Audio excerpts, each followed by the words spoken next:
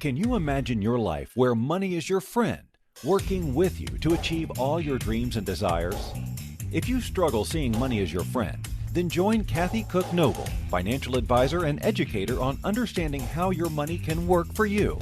It is possible. Now, here is Financially Speaking with Kathy Cook Noble. Good afternoon and welcome to the Inspired Choices Network. You are listening to Financially Speaking. I am your host, Kathy Cook Noble, and every Monday night we get together and we talk about something financial, whether it's a concept or a question or confusion that somebody has asked me about. In my daytime job as an advisor and a bookkeeper, I get all kinds of questions, not just about investing and, what's this Bitcoin and all this stuff. It's all about what's the difference between mortgages, what's the different kind of bank accounts, all the daily financial stuff. And we, as usual, always believe and will always believe that you're capable of understanding your own stuff. And that's really all you have to do. The important thing is understanding what you have, not what your neighbors have, which cousins have. And really just having a comfortable understanding, either with assistance from someone or on your own, because you definitely are capable of understanding it and you're capable of doing it yourself if that's what if you choose to do. And what we do here at the Inspired Choices Network is we make an effort to look at all areas of people's lives. My particular area on Monday nights is finance, because somebody's got to do it. I might as well be the one that enjoys it. So that's why they picked me. But what we do here is we take the holistic look at people. And if you're looking for some support, either with helping with your kids, with helping with relationships, your business, even training your pets, reach out to one of the shows and the hosts on Inspired Choices Network, because we do make a very conscious effort to cover all the topics that we need to cover so that everyone has a very happy and healthy life. Because believe it or not, it all works together. It's not just about when I have money, I'll be happy and I just need this much money. It really is about being happy, healthy, physically healthy, mentally healthy, financially healthy. They all come together. And the very, very cool thing that I find is once you have part of it together, if you've got the right mental attitude, the money seems to find you. And if you have money, then the mental attitude seems to come faster. So if you're reaching out and you see we're missing something or there's a little bit of a void in the network, then that means there's a topic there that you might be the expert on. And you should plug in and have a call with Christine, our fearless leader here and producer and owner of the network, and also the host of the Inspired Choices Network show, because she will guide you, even if you think you're not meant to be on radio or TV, because sometimes you just have things happen like your video freezes up and you have to deal with that some nights. And that's what we do here. And that's what we're doing tonight. I'm going to, wink in and out, I think, by the looks of it. But that's what happens when we're relying on technology. So hopefully you'll stay with us and join us, and even in the chat room. And if there's something that you're thinking you have a question about, then enter it in the chat room. If you want to give us a call, that's awesome too. We'd be happy to talk to you. But we're also on over 200 platforms after our live show. So you'll easily be able to find us. And if there's something you think, what did they say? Or what was that email address Kelli-Ann gave us, who I'm going to introduce to you in a minute, then you'll be able to go to the show and onto the network and you'll be able to find it, no problem. So tonight I have a very special guest, and I've been very lucky this last couple weeks because we were doing a series on small business. And anyone that knows me knows that I'm a very strong believer and supporter of family and small business, because a lot of businesses that are small businesses are family related. And the pandemic that we just celebrated the anniversary of, seems kind of weird saying, but it's true. We are in a situation where there's an awful lot of small businesses that have been struggling and really feeling the pain, not to take away from the health care part of the pandemic, but we certainly have an economic, almost pandemic of sorts, where the small businesses are really struggling. And we've had this great opportunity to deal with and host as guests some of these small business owners. And tonight we're going out to the East Coast in Canada, and we have a very unique and special kind of business because Kelli-Ann is a Newfoundland-based artist, and her life is about being a professional artist. And she's going to share with us some of the big things she learned in her 15 years as a full-time artist in the art business. And she's going to offer some helpful insights for artists and those wishing to begin a career in art. And this is a particular industry that is probably seeing a lot of changes. And I'm going to ask her about some of these digital changes that people may or may not be hearing about in the news of late, especially in the financial news about the way art is going in the future. And Kelli-Ann is our in-house expert tonight, and we're going to pick her brain on all this stuff. So I'm very, very excited to have you, Kelli-Ann. Thank you so much for joining us, and welcome to the Inspired Choices Network. Thanks for asking me. I feel privileged to be here. We have listeners, just for those of you out there that have been on our show before and listened in, you know that we're based in Canada, and Newfoundland is a few provinces over from where I'm sitting tonight, which means it's earlier in time. Isn't it where you are? Yes, we're an hour earlier and a half, in time. Yeah, we're an hour and a half later. Yeah, I'm earlier. I'm before time than you are. Right. And we have some listeners that are across North America in general. And I want everyone to be really, really excited about the fact that you can be in Newfoundland, but your art can be everywhere. So this show is literally for everybody, because the stuff that you're going to share is going to be for our broad understanding, but your actual art is also something that can be sent all around the world. And I'm excited for that, because it's a unique sector that you are in. So maybe what I'd like to do, if you wouldn't mind, I want to turn it over to you, and you can just start sharing a little bit about how you knew you were an artist and when you started really getting into art. Well, let's see. I mean, it started pretty much when I was born. I was always able to draw, and I've been creative since the beginning. I never really thought much about it, though. I just did what I did. I didn't really consider myself an artist or anything like that. And then after high school, I had to, it was time to go to university. And, my parents knew if I got out of school for even a year that perhaps I wouldn't go back. So they highly suggested I pick a program. So I started going through the Memorial University of Newfoundland, catalog. And I started reading about different programs just to see really where I thought I would fit. And I came across the fine arts program here in Newfoundland. And as I started reading it, I was like, wow, painting, photography, drawing, sculpture, art history, all that. And I was just like, wow, I honestly didn't even know that was really a degree program, but all of it really spoke to me, and I decided I was going to do my fine arts degree. So off I went to Corner Brook on the west coast of Newfoundland, and I got out there and I realized I didn't really know what fine arts meant until I got there. And all the pretty pictures I had been drawing, really a lot in photorealism, and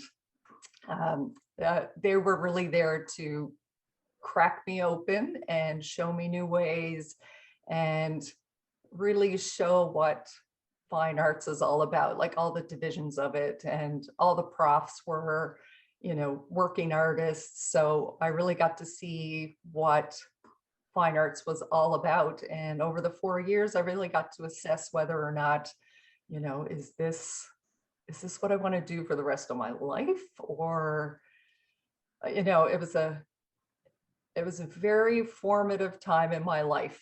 And I had always heard, being an artist, and I always heard, oh, starving artist, ha ha ha. And I'd be like, ha ha ha, oh, yeah, right, okay. I've heard that a lot of times. And then in the fine arts program, we discussed a lot, and, starving artist came up over and over again. So by the end of the program, I really thought, I'd heard starving artist so many times. I said I suffered from SAS, which is starving artist syndrome. That's what I started calling it. And because I suffered from SAS, I had determined that I was never going to be an artist full time because I didn't want to be a starving artist. Yeah. So as soon as I got out of fine arts, I kind of went, okay, it was a great experience, met a lot of great people, all the profs were great. I really got to develop my craft where I never would have, on my own. I got to fully immerse myself in, all the creative outlets there. But after fine arts, I got out and I was like, okay, I don't want to starve for my art. So I decided to go in the interior design direction. And I kind of left the fine arts behind, but I now realize all these years later that you can't leave your art behind when you're an artist. There is no leaving it behind. It follows you wherever you go, no matter what. And then, so I did my whole interior design career, and I had an interior design company, and I worked in the design industry all across Canada. And then I had my interior design company in Halifax, and then I met this guy. And this guy's now my husband, 19 years later. And we decided to move in together about a year later. And then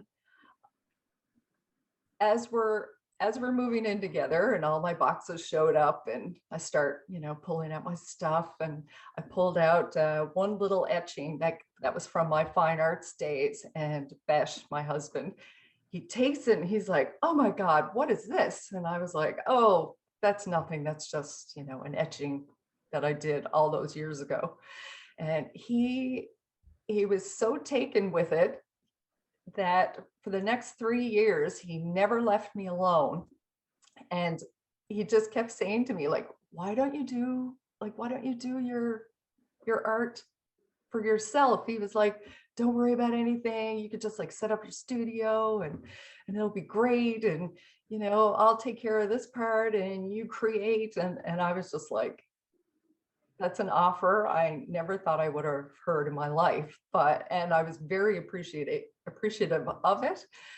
But then I couldn't do it. It's like I felt like I still needed to have I'll just say in quotes, real job, and that my art and couldn't be, like a regular part of my life. It'd just be something I would do on the side. But he was one that actually convinced me to be an artist after 3 years. Wow, that's amazing. And that is actually going to lead me into the question I want to ask you. We're going to come up to our first break. We have a couple breaks tonight. And I do want to ask you, because getting started, I'm guessing, like anything with business, that's the hardest part. And once you get started, how do you get going? And how important is it for you to have that one person that was encouraging you and supporting you, and how much of a change that would have made and what direction you would have gone? So we're going to take our first break of the night, and we have Kelli-Ann all night, and we're going to talk to her about, I know there's a lot of people out there that I think suffer from your starving artist syndrome, which is a great term, by the way. I love it. Yeah, I like that one too. I think we have a lot of people out there that have a lot of talent, that they do set aside for that real job kind of mentality. And what you just said speaks exactly to what I deal with every day. It's about mentality, and people who think they're never going to have enough money, or they can't pay off their debt, or they can't save for the future. A lot of it is about mindset. And absolutely. Yeah, and that's exactly what I want to ask you, because having somebody like your husband that was able to be supportive like that, we're going to ask you how much and how quickly that changed your mindset. So don't go anywhere. We have Kelli-Ann tonight, and we are going to take our first break. And when we come back, we have Kelli-Ann from Newfoundland, our artist in the house. You are listening to the Inspired Choices Network. This is Financially Speaking. I am your host, Kathy Cook-Noble, and we will be right back. Too many of us get caught up in the unreal lives of reality television and complete to acquire stuff, which is setting us up to accumulate lots of debt.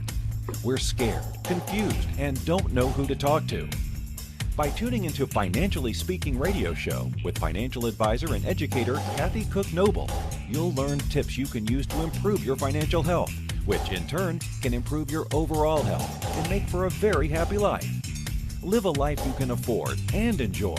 It is possible.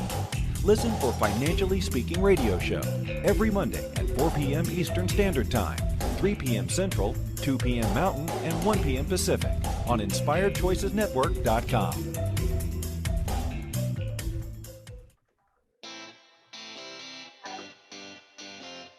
Are you a subject matter expert? Are you here to share your expertise with an audience waiting to hear from you in only the way you can deliver? Are you ready to have your voice amplified across the airwaves? Inspired Choices Network has a global radio platform streaming to millions of people across the world. Professionally produced and supported by an accomplished team every step of the way, you can broadcast from anywhere in the world, knowing your voice matters, and we ensure it is delivered with ease and efficiency. Eager to hear your message, the world awaits. Contact us today to become an Inspired Choices Network radio host. Email become a host at inspiredchoicesnetwork.com. This is the Financially Speaking Show with financial advisor and educator Kathy Cook-Noble. To participate in the program, join our live studio audience in our chat room at inspiredchoicesnetwork.com. You can also make the choice to ask or comment by email by sending to Kathy@bookkeepplus.ca. Now back to the program. Welcome back, everyone. You're listening to Financially Speaking on the Inspired Choices Network. And tonight we are here with Kelli-Ann, and she is an artist from Newfoundland, Canada. So we're going to share she was just sharing about how she got started, which I always find really fascinating because it's always funny to me when you talk to people and they say what they're doing for a living, but what they really have passion for is not usually what they're doing for a living. So That's true. Right? So I'm always amazed at how people get from, well, I took that job because I have to have a job, to now I'm doing what I absolutely love. And that's where we were just leaving the conversation off. You had just got actually a very special support from your husband and started doing your own art for yourself for, you said about 3 years it took you to get on board with that. Yes, to agree to it. Yeah. Yes, I had mass resistance to doing my art, even part-time, really. But he talked me into it. Like every time he would see my artwork or I'd do a doodle, he was like, you just have to do that. Just do it. And I was like, no. And then finally, after 3 years, I just thought, okay, the right opportunity came up. I was working for a publishing company and they actually went out of business. So I had the opportunity then. I had lots of time because I was, a free agent. Oh my gosh, I'm losing my headphones here. So I was a free agent. So I decided that, okay, maybe this was the opportunity for me to finally explore it, despite all my, negative thoughts towards, being able to actually make a living or not. I just said, okay, I'm going to take a stab at it. He was posted in Base Borden in Ontario, and we lived in Stainers, and just above there it was Collingwood, which was a very great spot. Like everybody came from Toronto on their way to the Muskokas. So I knew it was like the perfect market there for artwork. Mhm. But I knew if I just set up, in my, in a room in my house, in Stainer, nobody would see my work. Social media was just starting in 2006, so that hadn't really become a thing.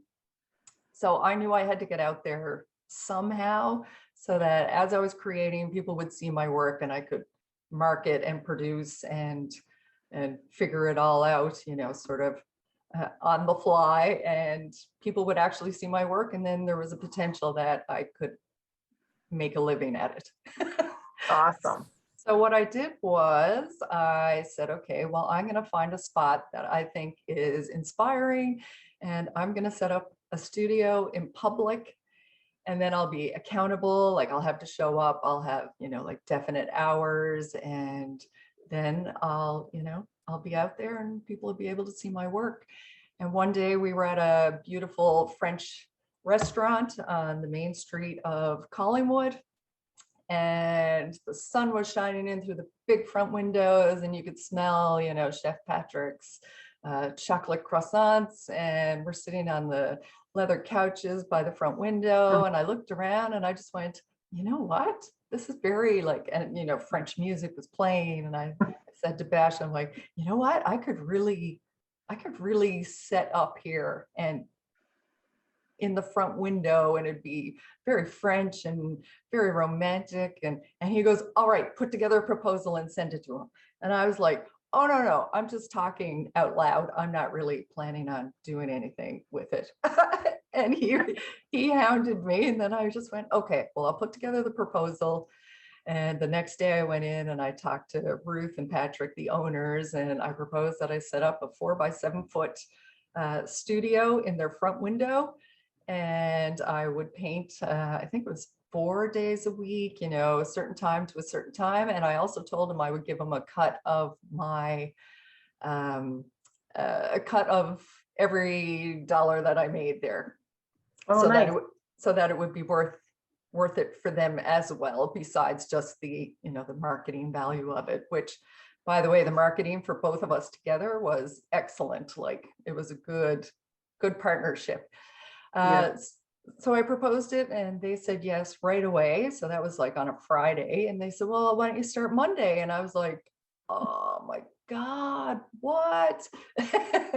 So over the weekend, I had to head down to Toronto. I had to buy, everything that looked like anything that would make me look like an artist. So I needed like an easel, I need a chair, I didn't have anything. And then on Monday morning, I was set up.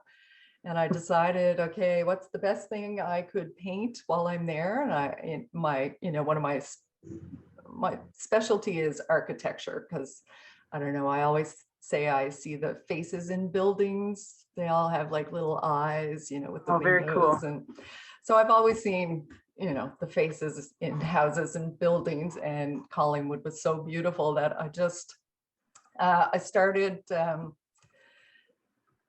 so I just started painting right across the street, and it was the first painting that came out. And I kind of have this twisted style as well that wasn't, common in that area. And I just hoped for the best that it would kind of take off. And I was so nervous, and I had to very much fake it till I made it. And I just started painting, and I also had to figure out over the weekend how much to charge. Like, if anybody ever asked me what I would have to do, or how much is a painting, I had to say something. And the hardest part as an artist is,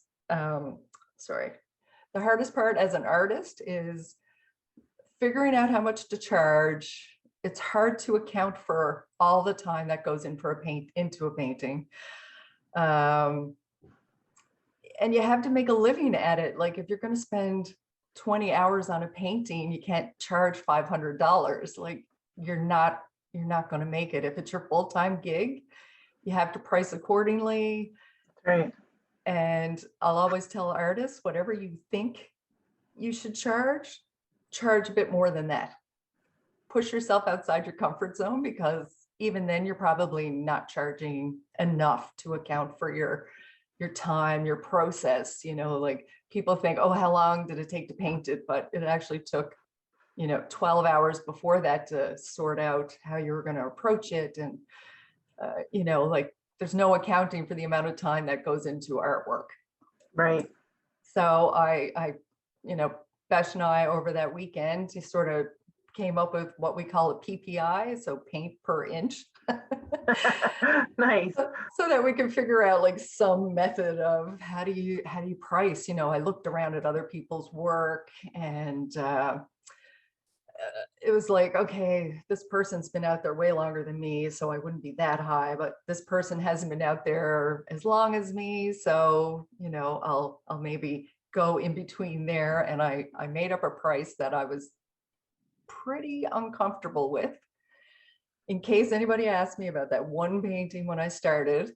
And luckily I did work it out. And this woman walked up to me while I was halfway done. And now, meanwhile, a lot of people had come up to me before then, but this one woman was like, I need to have this painting. How much is it? And I was just like, oh my God, it's go time. Okay. Wow. Just say the words, don't sweat, don't stutter. And I was like, $1,500. And I tried not to like go, oh my God, I said it out loud. And she was like, great, I'll take it. And I was like, nice. Oh my God, maybe I should have said more. And then just at that same moment that I finally, I said it out loud, and it was like, okay, she confirmed that she thought it was worth it, which was great. It's good to have another person that's, confirming what you're faking. Yeah. And then another lady came up at the same time, and she said, oh, I'd like to buy that painting when it's done. And then the other lady was like, no, I already bought it. So it was kind of like what I call, like a little bidding war, but they weren't bidding, but it was very exciting for me. And it confirmed that, maybe I could make it. That's awesome. And yeah. That's actually, for any artist, that is truly inspiring, but I think for any business person, that is truly inspiring, because, and I know Christine is our network owner. She is actually our producer tonight, and she does a lot of work with businesses and mindset. And I think, and if she wants to, post something or chime in, she can. But I find that the biggest thing that it holds people back is their mindset of valuing themselves and valuing their time. And yes. And I can see in your world, in that particular market, how very hard it is to put a value on it, because you're talking 100% of it is time, where it's easy for you to go into a retail store and say you're selling a shirt or pair of pants. You can put a value on that fairly easily because you know what the costs are and all that. But when you're dealing with your time, and I know, and I don't do business coaching, but I know business coaches that suffer from that same thing, because they're like, how do you value your time? Because that's your art, is really your gift of being able to go through helping them organize their business and advance them and so forth. So that's very, very cool and very tricky. And it's tricky. It's a fine line. Do you find now, after this many years, that it's easier for you, or do you still sometimes have a little bit of hesitation on how you value your artwork and price it now? I am pretty good at it now. I've been at it a long time, so I have, a thicker skin, and I'm used to saying prices that I'm not necessarily comfortable with, but seem to have worked over the years. So I just keep going as if I'm normal. And you are. That's awesome. But it's a lot easier now. A lot easier. And I think I've learned my value over the years. Yes. Like I didn't know it in the beginning, but I think I know it now. Absolutely. And I do want to, because I know we're going to do this later in the show too, but I want to share your website, because for anyone who hasn't been on it, to check it out. Now again, remember, I'm a finance person. So usually our sides of the brain are, one brain would make one good whole one, each of us bring it to the table. But I can tell you the artwork is spectacular. Thank you. It is beautiful. And I have to tell you, and everyone's going to have to go and look at it themselves. It's kapb.ca. Go there and have a look, because the Pink Ladies painting that you have there, I love bleeding hearts. They were one of my favorite flowers in the garden. And I remember being a kid and how they had tell the story of the doves when you bring it apart and all. And I thought it was the coolest thing ever. And that is the first thing I saw when I opened up your website. And I was like, that is so cool. And it's love beautiful. that you love that one. It's really cool. So anybody you have out there listening, you got to go www.kapb.ca. You got to check this out. And very, very cool paintings. And for anyone not familiar with Newfoundland, because it's not a huge place in Canada, this gives you a really nice perspective of what Newfoundland looks like. It's very, very cool. So for everybody out there, you got to check out this website, because there is some super cool stuff there. I want to ask you though, what would you give someone now as advice on how they would prepare for their art career? Because you've been there, for a few years now, and you had a pretty supportive influence in your life. What would you tell someone now to prepare for their art career? I would say, a good partner, whether in business or life, can make or break a lot of things. So if you've got someone that you can really bounce ideas off of and be a little bit of a objective for you, it's super helpful. But if you're doing it on your own, just know that, make it your own. It's your choice. You can make it up the way you want it. Your art doesn't have to own you. You own it. So, make it the way you like it and make a good life for yourself, and don't suffer for your art. Like, make your art. Absolutely. That is great advice. We are going to take our second break. I can't believe it already. Don't tell Christine, we might have gone over. Okay. So we're going to take our second break of the night. And when we come back, we're going to share a surprise with Kelli-Ann, or Kelli-Ann's going to share a surprise. So don't go anywhere. You are listening to Financially Speaking on the Inspired Choices Network with our very special guest is Kelli-Ann, and she is in Newfoundland tonight. We'll be right back.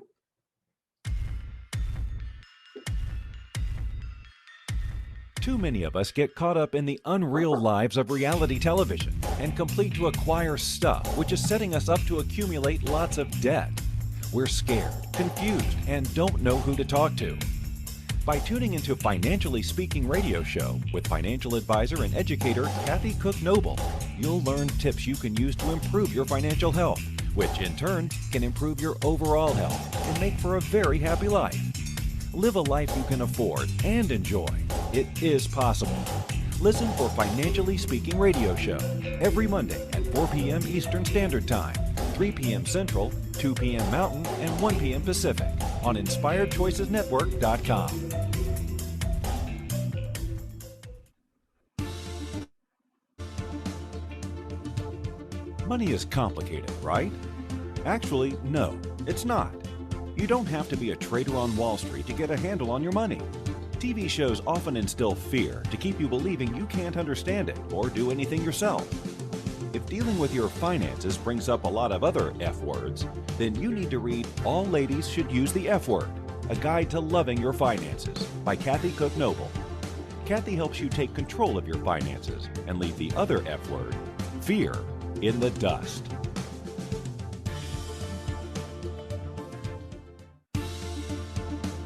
This is the Financially Speaking Show with financial advisor and educator Kathy Cook-Noble. To participate in the program, join our live studio audience in our chat room at InspiredChoicesNetwork.com. You can also make the choice to ask or comment by email by sending to Kathy@bookkeepplus.ca. Now back to the program. Welcome back, everyone. You are listening to Financially Speaking on the Inspired Choices Network. And I am super excited that I have a very special guest tonight. And her name is Kelli-Ann Pye-Beshara. And she is an artist from Newfoundland here in Canada, just a few provinces over. And we've been talking about how she got into art and how important it is to have it's important to have a good influence, but I think you'd probably agree that it's also important to believe in yourself. Oh, and absolutely. value yourself like you were talking about, and not be afraid to charge for your art, because it's not just about having a gift where you can, you know, draw or paint or sculpt or whatever the case is. It's also a gift in a sense, and it's also training on how to put it all together and be disciplined and organized and have the, you know, pay for the right materials and the right supplies, because there's a big difference between, you know, going to the dollar store and getting a paintbrush and being a true artist in a lot of ways. So I think that that's a very important point that you've made for everyone listening, which I think is wonderful. I do want to ask you about how the being in a pandemic has changed things for you, but we also were talking about before the break a little surprise that you were going to share, and I want to turn that over to you on how and what that is. Well, I just finished my latest painting, which is called Knotty Neighbours. And so it's a pretty cute painting. And I have an 8 by 10 inch matted print of that painting. So if you would like to email me, the first one to email me will win the print, and I will mail it out to them. And my email is art@kapb.ca. Perfect. So everyone needs to email Kelli-Ann, and did they enter the draw to win, or what Yes. was, yeah, they entered the draw to win. So Yeah. everyone has a chance to win her new print called Knotty Neighbours. Yeah. And she will send it out to you. Guys got to go check this out. You got to see her website. You got to email her. You miss out, you're going to regret it. And Easter's coming. It's a great Easter gift too. Don't be afraid to do that. And my birthday's in May, just saying. Noted. Just throw that out there. But no, email Kelli-Ann, absolutely, for sure, and get in on your chance to win one of her prints, because you will be very happy that you did. You have until the end of March. Don't wait, don't hesitate. And it's email art@kapb.ca. So check it out as soon as you can, like right now. Christine, not you, because you got to still do the show. So Kelli-Ann, I want to ask you about advice that you give people for starting a business in art, but also maybe starting it now, and how pandemic has changed art, how it's changed your business, and in general, how are you seeing art in the future? Well, I guess I'll start by just maybe talking about how it hasn't changed my business very much, because years ago I decided that I did not want like a brick and mortar type of store, you know, where I sell my own products or artwork like that. I also decided not to go with a gallery way back in the beginning. I thought, I'm just going to do it on my own. I'll sell my originals myself. I'll sell my prints myself. And I really focused online. Even though back in the day that wasn't really the way to go, especially, you know, when you come from fine arts, it's very like you get with a gallery and that's all you do, and you stay very exclusive, you know, like there's many different ways you can set up your art business. But I knew sort of the fine art way was not quite right for me. So I just decided to do it all myself. Now, I'll tell you, that's a lot of work. Oh yeah. It's not for the faint of heart. So make sure you love it if you get into it. Very good.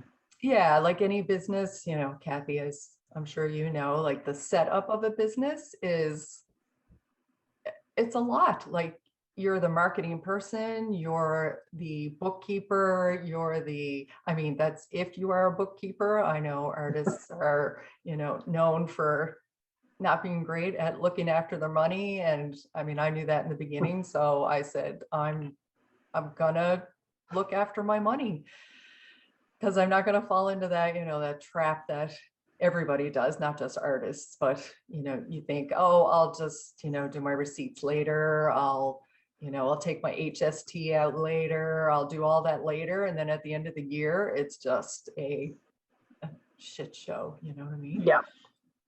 Yeah. So I've seen some of those receipts. I bet the big like bag or box of them. Yeah. It almost looks like abstract art coming in. Yeah, that's right. Just a big old ball of mess. Yeah. So, I mean, really managing your money right from the beginning is the way to go.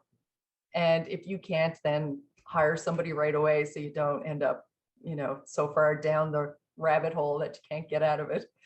Exactly. Oh yeah. So because I focused online for all these years and I've been setting myself up online and I've really been focusing on social media and I did, courses at Memorial University for digital marketing. Like I really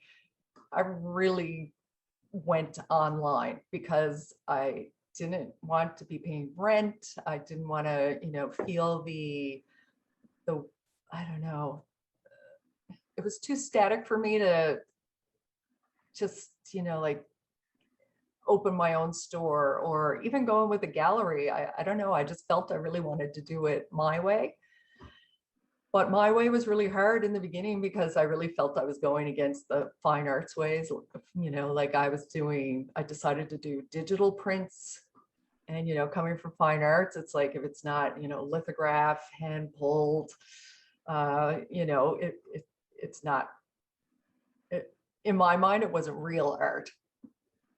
But after a while, I was like, oh, screw it. I got to do it my own way anyways. Like, I want everybody to have my art who wants to have my art. I just didn't feel it was like an elite thing I wanted to dabble in, like I wanted my aunt to have it in her kitchen if she liked it, so I went digital, like, no, I didn't do limited edition, that type of thing.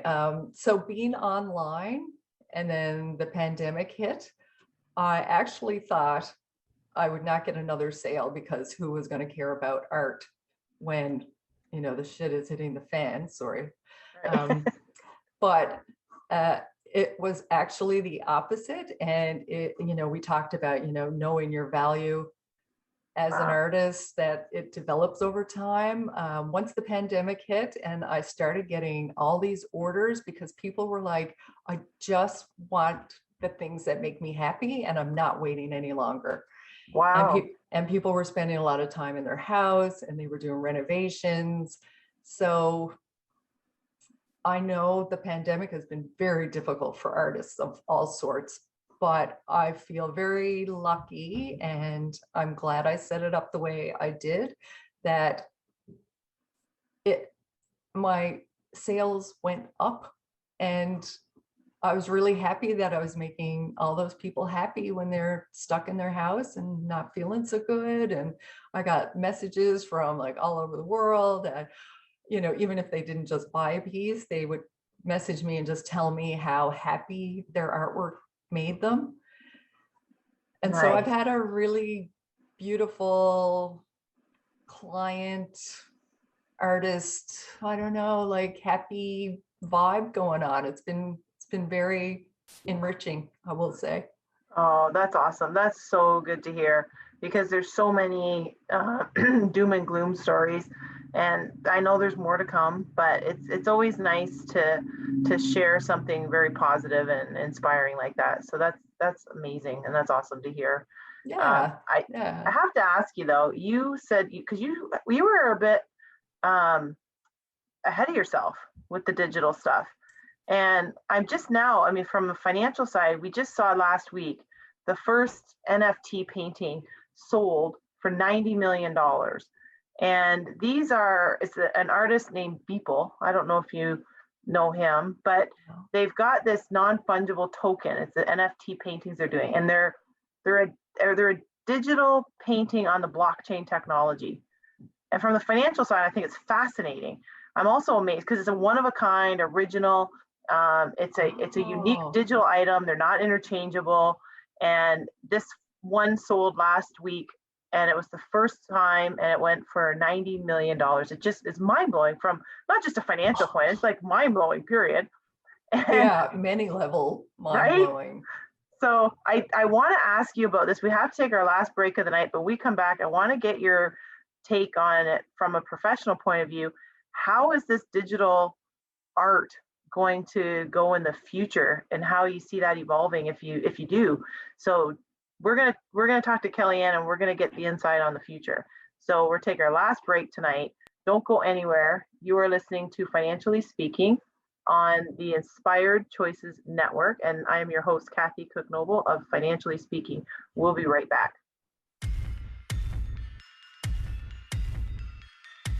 Too many of us get caught up in the unreal lives of reality television and complete to acquire stuff, which is setting us up to accumulate lots of debt. We're scared, confused, and don't know who to talk to. By tuning into Financially Speaking radio show with financial advisor and educator Kathy Cook-Noble, you'll learn tips you can use to improve your financial health, which in turn can improve your overall health and make for a very happy life. Live a life you can afford and enjoy. It is possible. Listen for Financially Speaking radio show every Monday at 4 p.m. Eastern Standard Time, 3 p.m. Central, 2 p.m. Mountain, and 1 p.m. Pacific on InspiredChoicesNetwork.com.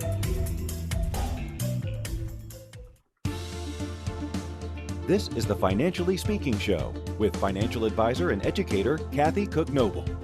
To participate in the program, join our live studio audience in our chat room at InspiredChoicesNetwork.com. You can also make the choice to ask or comment by email by sending to Kathy@bookkeepplus.ca. Now back to the program. Welcome back, everyone. You are listening to Financially Speaking on the Inspired Choices Network, and I have had the best part of an hour. That we're almost done. I know that's our last break, but I've had the best part of an hour with Kelli-Ann and talking about art and her art, but also how she got started and advice for people on how they would get started. I want to ask her just a little bit about the digital, which I was fascinated by, because I will be the first to tell you, I'm not in any way someone that would present as an artist, but I can appreciate the talent and the skill that people have. And I was amazed at that art that went for 90 million with people from, this is his artist name. Yeah, and it took him 12 years. He was talking about this digital and how he'd been working on it.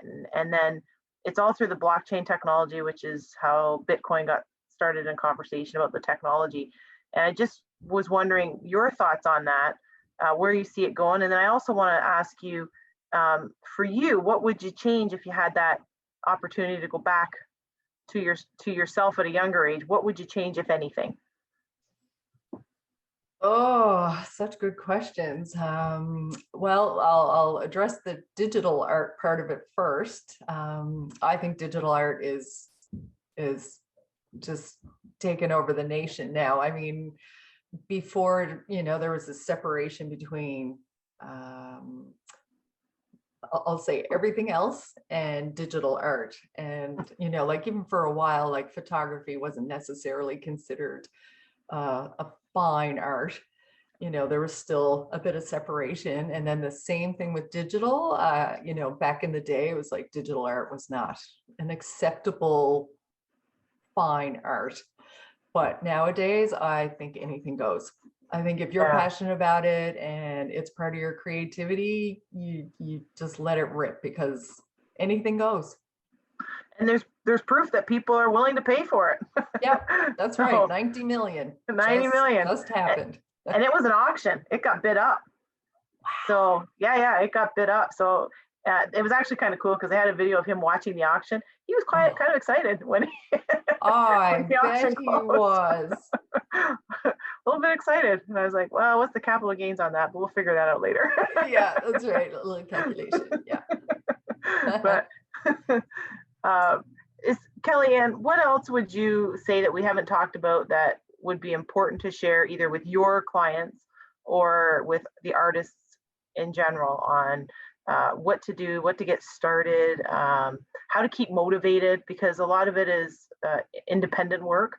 So what would you share with them for people in that position? Oh, well, getting ready for the show, I made all my notes of, things I would love to tell artists. And if I read them all out, it would take me maybe like 15 minutes, but I'll try to I'll try to narrow it down. Okay. I'm just here scrolling through them. Okay. When you get started, and this is what I would tell myself in the beginning that maybe I didn't know back then, but I know now. It's a difficult thing to do what you love and make a living at it. There's a fine line between still being like truly creative for yourself and then receiving money for it. There's a like, I don't know, there's a real like rocky start, or it was for me anyways, maybe not for other people, but I had to really balance like truly creating the way I wanted to. And, you know, you kind of just got to hope you find your crowd that are going to love it, and you'll be able to make a living and keep creating. And, you know, like sometimes you have to do what you have to do in order to be able to do what you want to do. So I would also say, you know, lots of people are, you know, at a job that maybe they don't love, but because they want to really do their art full time. But there's a way to transition from your job into your art. And sometimes there's a crossover point where you're doing both. But don't worry about it. You don't have to like jump off the cliff and just like quit your job and start your art, even though you can. And that's another way to do it. Yeah. But you know, like there's a way, and like if you're in a job that you're not loving, just know that what you're learning in that job will help you later in your art, whether it's sales or organization or how to put together a proposal. Like down the road, you may want to apply for grants. You know, you could be in a retail business where you're going to learn about retail pricing, wholesale pricing, how to price your work so that if you wanted to sell to a retail store, that there's room for a markup for products. You know, like just know that what you're doing now, if you're working in a restaurant, you're working on customer service, you're working on how to relate to clients, how to talk to people. Like it's okay that you're not fully immersed in your art right now, because you're learning what you need to know down the road. Absolutely. And that's great advice. Actually, that's great advice for any business. It's true. Yeah. It really is. It really is. I think fear is a huge factor in what's holding people back from a lot of things, actually, not just from pursuing their artistic side, but even just their business side, or just trying something new. So that's great advice, actually. Really good advice. Thank you. Super excited to have had you here tonight. I was really looking forward to it. And I'm so disappointed that my camera is wigging out on me, but maybe it works out to be a good thing. I don't know. I doubt it. But maybe we can get you back again. We'll get you back again. And I'll have my camera and my internet working together with me. Well, I'd love to be back because I have like 200 other points I'd love to tell artists. Let's do that. Why don't we do that? And you know what? Actually, I would love to have you back to talk about artists and the business side of things. And if it's okay, maybe we can even have you show us some of your art. Like I can see a little bit in your background, and I know we can see it on the website, but maybe we can have a little presentation too. That'd be great. I'll take you for a walk down my gallery just outside my studio here. Oh, perfect. We will set that date up.